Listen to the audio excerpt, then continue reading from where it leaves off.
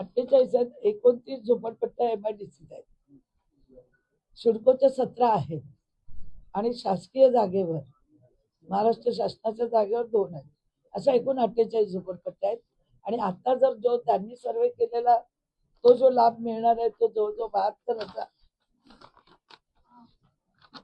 72,665. त्यांचा पण सर्वे, त्यांचा पण सगळं पेपरवर्क चालू आहे. आणि शासनाने आपल्याला माहिती नसताना अनेक झोपडपट्टीचे सर्वे केलेले आहे. आणि त्या झोपडपट्टीच्या माध्यमातून ज्यांच्याकडे काहीच पेपर नाही, तर त्यांचं इलेक्शन कार्ड जरी असेल 10-12 वर्षाचं, तर त्या पद्धतीने त्यांना 2.5 लाख रुपये मध्ये झोपडी मिळेल, म्हणजे घर मिळेल. आणि ज्यांचे पेपर आहेत त्यांना मोफत घर मिळेल. मला असं वाटतं की सुरुवातीला जी पण घरं गोरगरिबाला मिळतील, तर शासनाचा पण आभारच मानले पाहिजेत.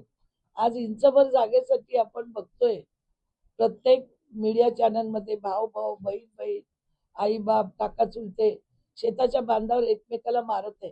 कालच एक घटना बघितली, बहीण भाव सगळे मारामारी, 1 इंच 1 फूटसाठी 2 फूटसाठी बांधावर मारामाऱ्या करतात. आज सरकारच्या माध्यमातून, आज मोदी साहेबांच्या माध्यमातून, देवेंद्रजीच्या माध्यमातून ही जी मोफत घरांचा जो प्रयत्न आपण सुरू केला आहे, आज गेली 25 वर्ष ही जी आमची लोक आहेत त्यांना हे आमचे मलेजी आहेत ते आज जवळजवळ 40 वर्ष तिथे राहतात. पण प्रत्येक इलेक्शनला कोण ना कोण इथं आश्वासन देतो.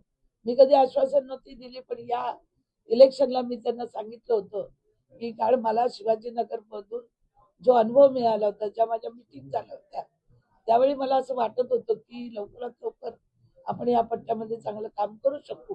आणि म्हणून मी यावेळी आश्वासन दिलं होतं आणि ते काम आता पुढचं त्याला आलेलं आहे.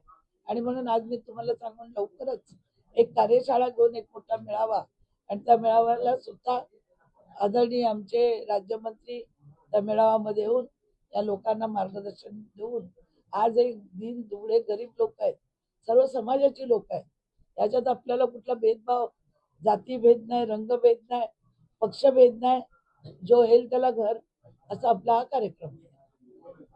हे जरा मागे